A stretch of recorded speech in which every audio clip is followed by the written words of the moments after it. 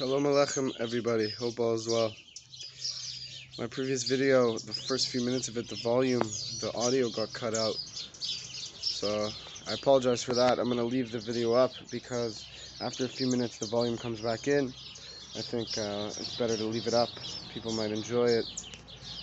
But I'm going to elaborate on what I said in connection to a very deep idea, and I'm going to tie the two together. And there's a beautiful, beautiful idea that the Rebbe speaks about, the Rebbeim speak about, in regards to the month of Nissan, the redemption of the month of Nissan, Zman HaGeula, Zman Geulaseinu, our time of redemption. And it compares the month of Nissan to the month of Tishrei. There's a whole back and forth in the Gemara, find many different areas, debates, disagreements. What is the first month of the year? Is it Tishrei or is it Nissan? And we see that there's two different dimensions going on here. The month of creation is Tishrei. The first month of creation is Tishrei, is the main opinion. And Nissan is the month of Geula, the first month of Geula, the first month of the year. What does this mean? How could you say that Tishrei is the month of creation and Nissan is the month of Geula, the first month? They're both the first month. It's two different dimensions.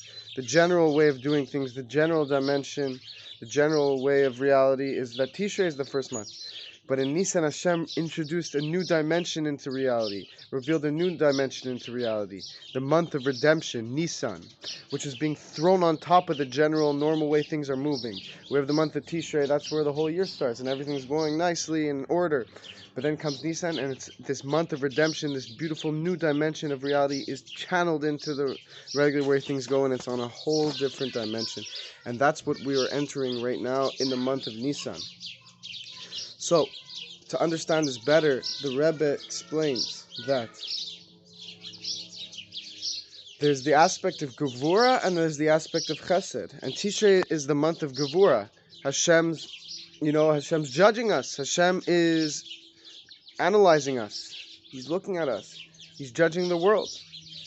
And this aspect of Gevura is related to Deen, judgment, severity, strict, Hashem being strict. But there's a necessary component to Hashem's judgment, Hashem's strictness, His Gevura. Why? Because in order to create the world, Hashem had to use Gevura. He had to hide Himself to create the world. Why? Because Hashem, if He reveals too much of Himself, the being won't be able to handle it, and they'll lose their own experience. They'll be completely subsumed into Hashem, as it were. They'll be completely overtaken by the experience. They won't even experience their own being. And Hashem wants us to have free will. He wants us to experience our own existence, to then channel that back to Him. But in order to get to there, Hashem has to hide Himself.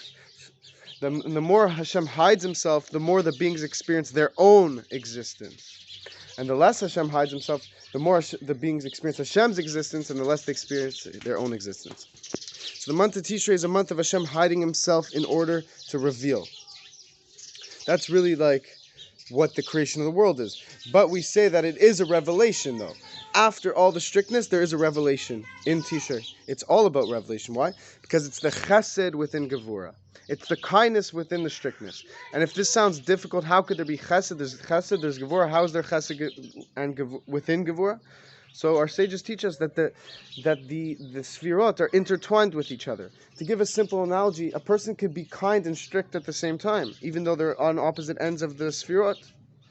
On the spheres. Well, how can someone be kind and strict at the same time? A father. He loves his child. He wants to punish his child. Why? Because he loves him. He punishes him, so it's a strict thing, but really it's really a hidden love, a hidden kindness within the strictness, because he's punishing the child because he loves him and he wants him to grow up to be a mensch, to be a good person. So there's the kindness that has to come through the way of strictness. And that's connected to the month of Tishrei. We say, Hashem, please judge us favorably. Please be sitting on we say, Al Kisei Rachamim, sit on your chair of mercy. So we're saying, wow, Hashem, please, even when you judge us, be merciful, be kind. So it's true, there's an incredible aspect of kindness involved with Hashem on Tishrei, because even when He's judging us in a strict way, He's doing it in a way of kindness. But that isn't the same level of kindness as we see in Tishrei. Why? Because even though He's doing kindness, and when He's judging us, He's doing it in a way of kindness, it's still judgment, it's still strictness in the way of kindness. But in Nissan, it's kindness within kindness. It's kindness without any severity. It's chesed sheba chesed. It's the kindness that's within kindness. Because it says, on that level, when we get to that level, when we connect to Hashem at such a high level, there's no strictness anymore. It's just kindness. It's just giving. Hashem just gives.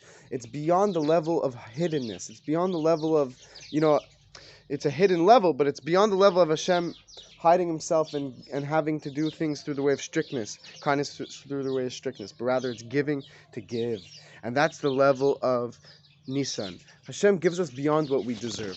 Hashem gives us beyond what we may what we may have earned, but yet Hashem gives it to us because it's beyond calculation. It's a month beyond calculation, beyond evaluation.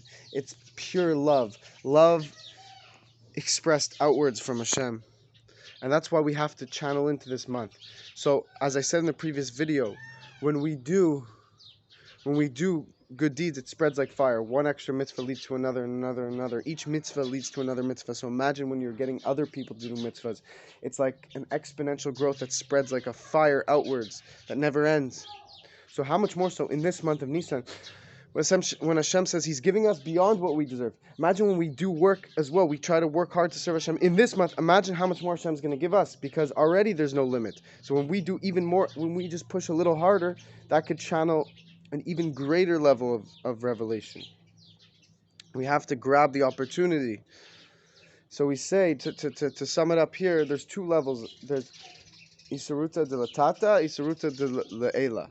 We could arouse Hashem's love from below, meaning we do our work, and that arouses Hashem to reveal Himself to us. And then there's a level that Hashem just reveals Himself without us earning it. At Mount Sinai, Hashem just revealed openly, and it was too much for them to handle. Their neshamas left their body, their souls left their body, because it was too much. Hashem revealed Himself too much to them. But when a person does work down here and works hard down here, he makes himself a vessel to receive from above. So that's what the Torah is all about. Us doing work down here to then draw Hashem down, and then when Hashem reveals Himself to us, we'll be fit to receive it, because we will have refined ourselves through Torah mitzvahs. But this month of Nisan is beyond that. Even if Hashem says, even if a person's not refined enough, the light is coming downwards. Hashem is revealing Himself, even if we're not ready for it. So how much more so when we try to make ourselves ready for it, and then we receive this light, it'll be an even greater reality. May this be the month we go into the redemption, b'simcha, fast, and all of us in a revealed good way, in a loving way, in a way of kindness, in a way of without calculations, without judgment, but kindness, positivity, and clarity. May it be now. God bless you. Please share this with others.